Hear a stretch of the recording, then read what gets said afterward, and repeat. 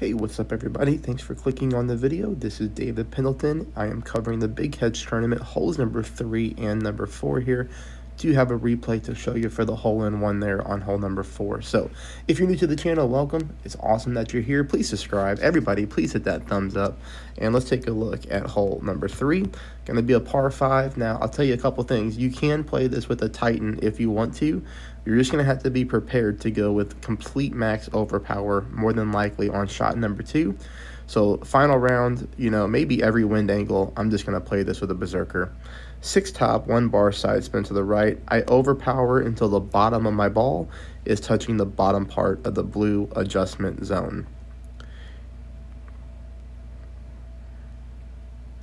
Here we land on the fairway. Really, that's obviously all that we're looking to do. That'll take us over here to shot number 2.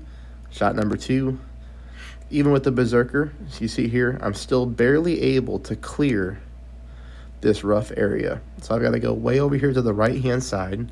We are getting a headwind angle on shot number 2 as well. So I know that I'm pulling into overpower, which means I have to overpower my shot, and I have to go with a ton of curl to the left to get this thing where we want it to go.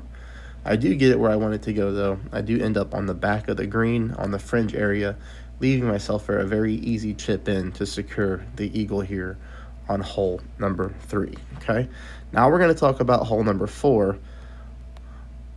Hole number 4, I'm going to try to address some questions on elevation as well. So if you look in the comments, a lot of people are not understanding why the elevation changes from round to round.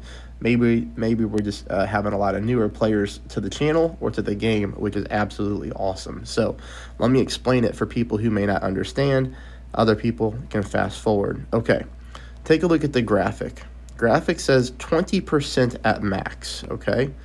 Yes, I'm playing this at max, and you're going to see that here in a second.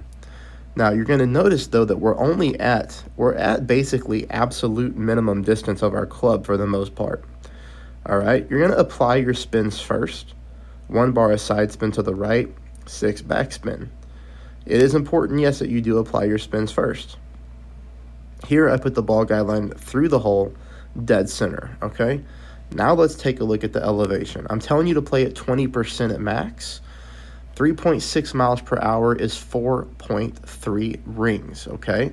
If you were to play this at minimum distance, you would only be pulling 3.3 rings. You would miss this one by a mile to the left-hand side. Now, we have the wind blowing from right to left, pretty much exactly from right to left, which just means we're getting a strong wind push. When we adjust our rings for the very first shot, okay, so when we do this right here, you're going to see here, 4.3 rings, okay?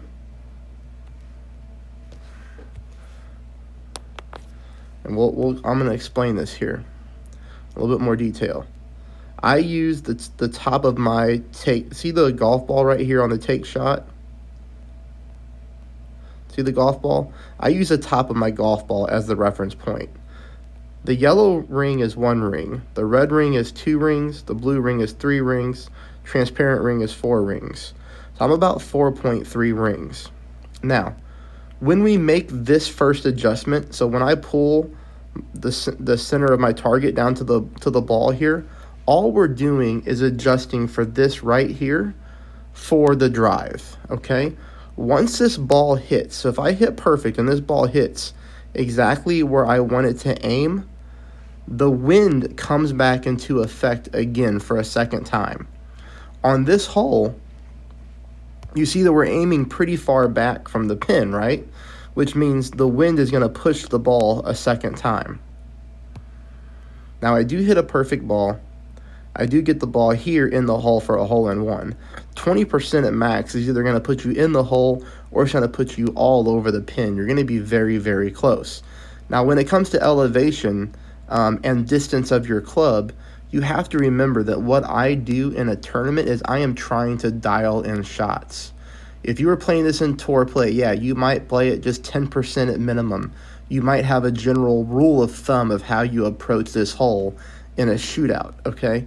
But when it comes to a tournament, the elevation and the distance of the club, it may change from round to round to round because I'm trying to figure out how the ball is rolling, right, after it touches down on the fairway or green, and I'm changing my elevation to figure that out. So if you wanted to, if you say, hey, I want to play minimum distance of the club, I don't know why you would want to, but if you would want to, what you would do is you would trick the numbers, you would trick the elevation and bump it up. So we are at minimum distance of our club, even though we're playing it at max.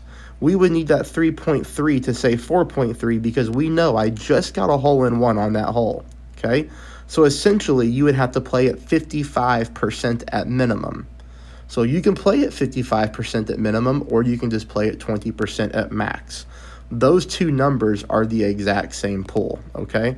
So that's what I wanted to explain. That's kind of how the game works. And now you can just take a look at the shot in regular motion. 20% at max, 6 bars of backspin, 1 bar of side spin to the right. Now, the other thing to note that just because I got the hole in one here doesn't mean that you're going to get the hole in one. As long as you hit perfect and do the exact same setup. It means you're going to get close, all right? You're not going to get close if you have a really, really bad pull angle, like if you don't have that wind arrow blowing as north as possible. But for the most part, people are going to make this, or you're going to be very, very close to getting into the hole. There's no such thing as an automatic hole in one for the most part. There are some holes which are because of funnels, but on a shot like this, there's no such thing as an automatic, but it's going to get you super duper close. I hope you found this helpful. If you'd like to support my channel, link to the PayPal in the comments below. I'm going through a gazillion practice tokens trying to figure this one out for you all. All right, everybody, have a great day.